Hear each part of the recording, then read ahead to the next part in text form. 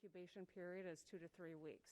We know that in other parts of the world, in Europe and in Israel, they have had aggressive actions and seen the benefit of it in a matter of weeks. So our hope is that everyone takes this seriously and does their part, and we will, see a drastic improvement in our positivity rates and in the sheer number of COVID cases that we're seeing. But it depends on every one of us doing our part, and I think that's part of the important point here is for this to work. If everyone does our part, we're going to be in a much stronger position. And so it's doing your part to protect yourself. We know masks protect the wearer.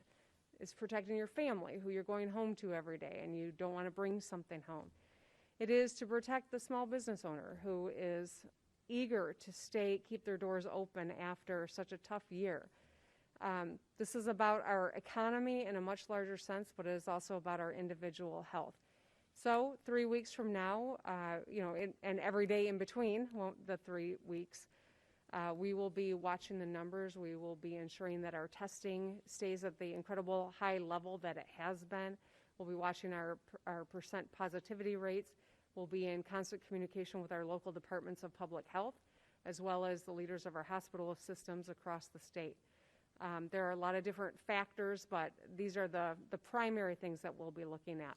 I'm going to just see if Dr. J has anything she wants to add. You're good? Okay. Great, Governor. The next question will come from Jonathan with Bridge Magazine. Yeah, thank you. Governor, can you explain the logic behind closing high schools and not, middle schools? And what do you say to the teachers who still have to report to middle schools and might face similar risks as high school teachers? So appreciate the question, Jonathan. I knew this would be on people's mind, wanting to understand this a little bit better. And I may have Dr. J. I'll start, Dr. J, but if you want to add, I welcome that. So we know that in-person instruction is really important for younger students. We know that the way that we have seen COVID spread happening in schools, that is more often in those high school grades. High schoolers have more contacts per day, and thus that's why we see more spread in the older grades. You combine both of these factors and also that it's easier for older students to access distance learning and online learning. It became clear to us that these congregating older students was inherently more risky in terms of COVID spread than our younger grades. All of that being said, certainly the local districts still have it in their authority to make this policy change applicable to all ages, and that will be made at the local level. But these were the primary factors that went into the recommendation from experts to creating this policy. I'm going to let Dr. J step in too. Yes, that's right. As I discussed in my remarks, if you look at all 200 K through 12 outbreaks that we are investigating, just under 50%, 49% of those total outbreaks are actually in the high school setting. And if you look at the outbreaks and how many individual cases are actually associated with the outbreaks, it's far greater in the high school setting. So based on that and the fact that there seems to be less spread, even when there is an outbreak in the younger setting, there seems to be less spread. And we know that the high school students also, it's easier for them to learn online. They may not need childcare. For those reasons, that's why we thought this was the best thing to do for the next 3 weeks.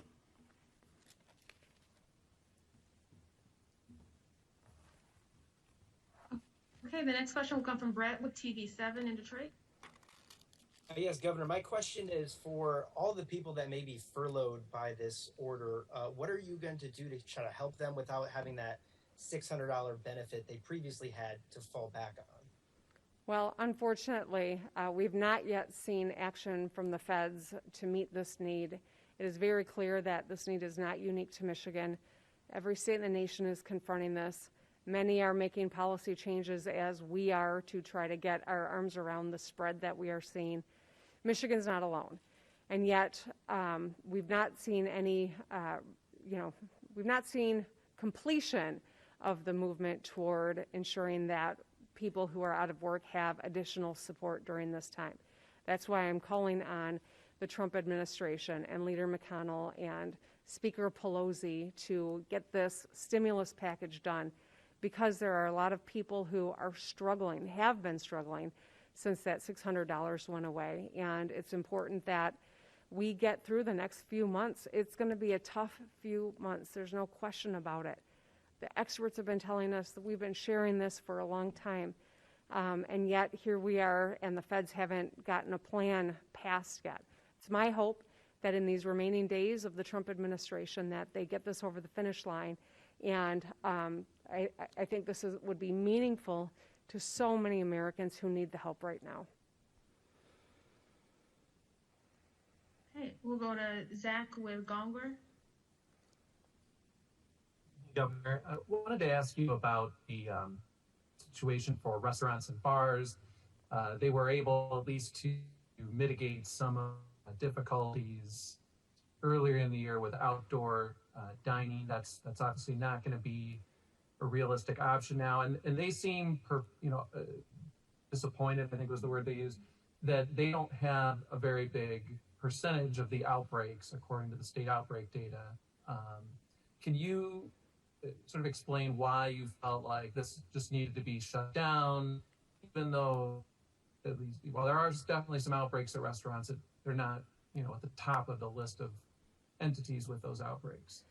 So Zach, we have such a high concentration of community spread all across the state of Michigan that this action today is not a stay-home order, but it is geared toward limiting indoor gatherings of groups of people.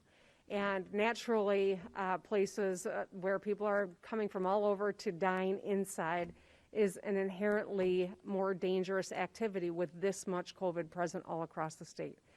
So I know that this is a difficult time. I don't ever want people to think any of these are easy decisions, but considering the level of COVID present all across the state of Michigan, considering the inherent risk of being inside with people from more than one household, which if you think about how many households are represented in a regular dining experience, it's just that much more dangerous. And that's why this activity, like the others that are being addressed, fell into this category. And this is what the experts are telling us are the smartest things we can do with as much COVID spread as we have. All right, we've got time for just a few more. And so the next question will come from Grant with TV4.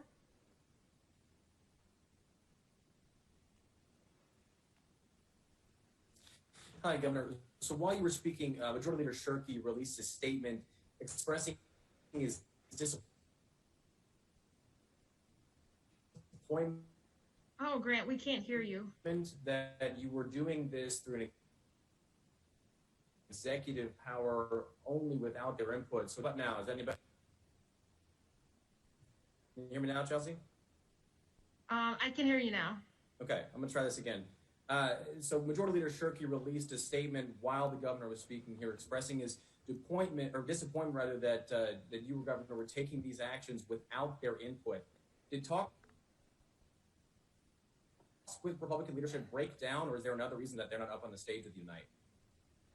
So you were coming in and out, but I think you were asking about whether or not the legislature was involved, and I'll just start with this.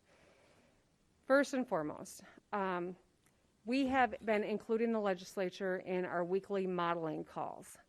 We've had a number of conversations in addition to that with our experts so that they can avail themselves of the opportunity to ask questions. I also held a quadrant call last week, and during that quadrant call, I again reiterated my plea to have codification of the mask mandate, because I think we got to get the politics out of masking up. It's the best weapon we have against our common enemy. It was dismissed out of hand. I will add this as well, that after that I said, well, what is your plan? And there wasn't one, other than doing some public service announcements. You know, the legislature is an important part of government. There's no question. But the legislature was designed to be a deliberative body. The executive office has vested in it the ability to act swiftly under urgent circumstances. That's where we are. We are using powers, epidemic powers, given to the Health and Human Services Director by the legislature in reaction to the last pandemic we were in. The Supreme Court also said these are the powers to use. That is what we are doing. We will continue to keep the legislature informed. We will continue to urge them to mask up as well. As you know, they canceled session this week because of a COVID outbreak, and one person did show up with COVID into the legislature. We don't have time. We've got to act swiftly. We will continue to keep people apprised of the situation and to share what is happening. They all had the information before this press conference, but we've got to act swiftly, and I'm going to continue to use every tool at my disposal to save lives in Michigan. Thank you, Governor. The next question will come from Kristen with the Detroit Free Press. Thanks for taking my question. The Detroit Lions and colleges have been allowing family members to attend games. Does this order shut that down completely, or does no attendance only mean no outside attendance? I'm going to ask Director Gordon to answer that one for you.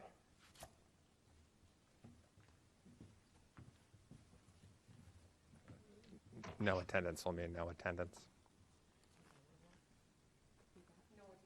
Sorry, no attendance will mean no attendance. Okay, and the last question will come from Tim Skubic. Governor, is it fair to say that the enforcement of these orders, 90% of it will have to be voluntary because the state can't police these orders?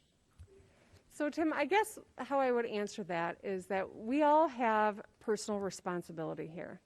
We have a lot more information than we did back in March. We now know that a mask is the single best weapon we have in a common enemy that doesn't care about our politics, doesn't care about where we live, where we're from, who we are, what we believe.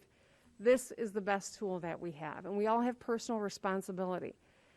You know, we, of course, know that enforcement is going to be one of the first questions that anyone asks. But here's the thing. When people ask me, what do I do if I go into a business and they're not enforcing the mask mandate? I tell them walk out of the business because they're not following the law and they're not doing what they need to do to keep you safe. We each have choices that we have to make. And that's why we're prevailing on people to understand the science and the simplicity that if we mask up in public, if we don't gather in our homes beyond our immediate family, we're going to be safe and we're going to push this curve down and get us in a position where we can keep kids in school and keep businesses open and resume a high quality of life. But the fact of the matter is, with a state of 10 million people, it is on every one of us to do our part. And if you see people flagrantly violating this and not taking your health seriously, you should be talking with your local public officials, because at the local level is where this enforcement really needs to happen. Okay. Thank you, Governor. Thank you, everybody. Thank you.